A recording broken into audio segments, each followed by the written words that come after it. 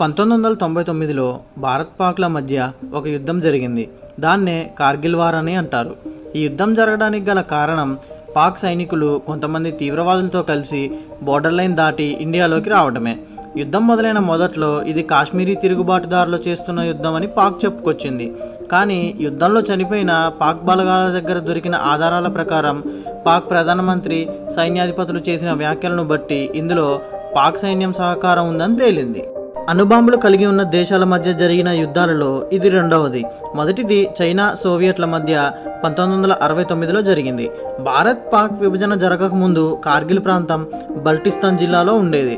1947లో జరిగిన మొదటి కాశ్మీరీ యుద్ధం తర్వాత బోర్డర్ లైన్ బల్టిస్తాన్ జిల్లాలోని కార్గిల్ మీదుగా ఏర్పడింది. దీంతో కార్గిల్ ప్రాంతం ఇండియాలోని జమ్మూ కాశ్మీర్లో కలిసింది.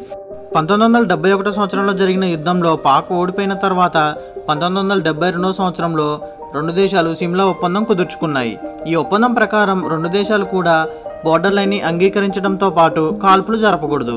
భారత సైన్యంకి పాక్ సైన్యంకి బోర్డర్ దగ్గర అప్పుడప్పుడు ఘర్షణలు జరుగుతూ ఉండేవి. ఈ సమస్యలను కేవలం శాంతియుతంగా పరిష్కరించుకోవాలని ఇరు దేశాలు లాహోర్లో ఒప్పందం చేసుకున్నాయి.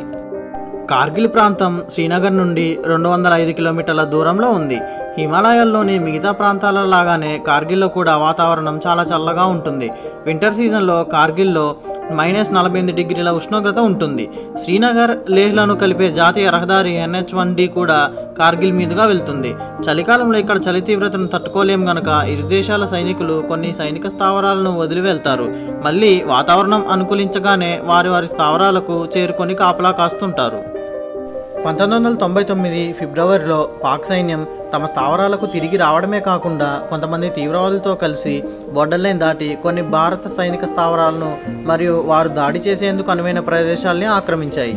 ఈ ఆపరేషన్కి భద్ర అని టెంపరీగా పేరు పెట్టుకున్నారు.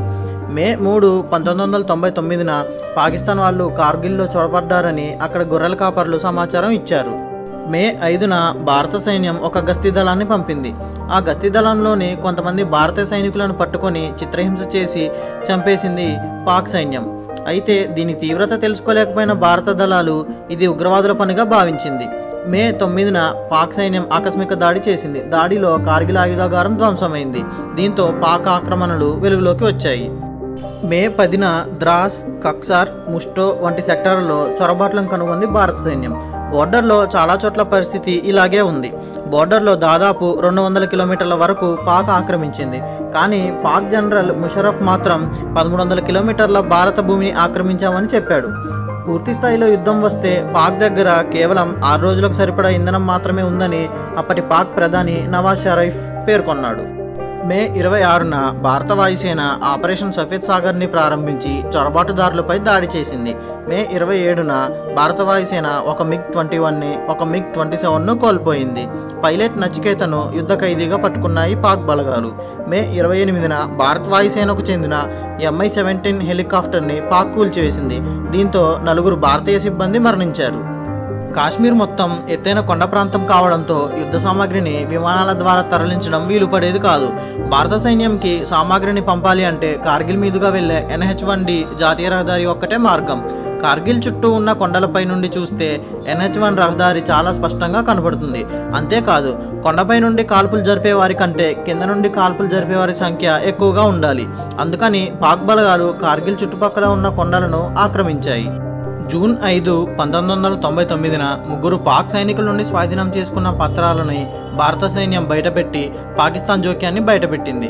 జూన్ 6, 1999న భారత సైన్యం పెద్ద ఎత్తున దాడి మొదలుపెట్టింది. ఆపరేషన్ విజయ్ దివాస్ని ప్రారంభించింది. సుమారు 2 లక్షల మంది సైనికులను కార్గిల్కు పంపించింది. జూన్ 9న బటాలిక్ సెక్టార్ని భారత సైన్యం తిరిగి స్వాధీనపరుచుకుంది. జూన్ 11న పాక్ సైనిక ప్రధానాధికారి అయిన జనరల్ పర్వేజ్ ముషరఫ్ మరియు chief of general staff general Aziz Khan వీరిద్దరూ మాట్లాడుకున్న సంభాషణను బయటపెట్టి పాక్ సైన్యపు జోక్యాన్ని నిరూపించింది భారత్. జూన్ 13న ద్రాస్ సెక్టార్ని భారత సైన్యం స్వాధీనపరుచుకుంది. జూన్ 15న అమెరికా ప్రెసిడెంట్ అయిన బిల్ క్లింటన్ పాక్ ప్రధాని అయిన నవాజ్ షరీఫ్తో ఫోన్లో మాట్లాడుతూ కార్గిల్ నుండి తప్పుకోమని చెప్పాడు. జూన్ 29న భారత సైన్యం టైగర్ హిల్ని స్వాధీనం చేసుకుంది. జూన్ 2న భారత సైన్యం త్రిముఖ దాడిని ప్రారంభించింది. ఆల్రెడీ భారత సైన్యం విజయ్ దివాస్ని, భారత వాయుసేన సఫేద్ సాగర్ని ప్రారంభించగా, ఇక మిగిలిన భారత నావికా దళం కూడా పాక్కి చెందిన ఓడరేవులకు వెళ్లే మార్గాలను, ముఖ్యంగా కరాచీ ఓడరేవుకి వెళ్లే మార్గంను మూసేసింది. జూలై 5న భారత్ యుద్ధంలో పట్టు సాధించింది. క్లింటన్తో జరిగిన సమావేశం తర్వాత పాక్ ప్రధాని నవాజ్ షరీఫ్ కార్గిల్ నుండి వెనక్కి వెళ్తున్నట్లు ప్రకటించాడు. జూలై 11న పాక్ వెనక్కి వెళ్లడం మొదలైంది. భారత్ తిరిగి అన్ని స్థావరాలను స్వాధీనపరుచుకుంది. జూలై 14న ఆపరేషన్ విజయ్ దివాస్ విజయవంతమైందని భారత ప్రధాని వాజ్పేయి ప్రకటించాడు. జూలై 26న కార్గిల్ యుద్ధం అధికారికంగా ముగిసింది. పాకిస్తాన్ వాళ్ళను పూర్తిగా తరిమికొట్టామని భారత సైన్యం ప్రకటించింది. అలా జూలై 26, 1999న కార్గిల్ యుద్ధం ముగిసింది. భారత్ పాక్కి మధ్య జరిగిన యుద్ధాలలో ఇది 4వది మరియు చివరిది. అంటే కార్గిల్ యుద్ధం తర్వాత ఇప్పటి వరకు మళ్ళీ యుద్ధం జరగలేదు.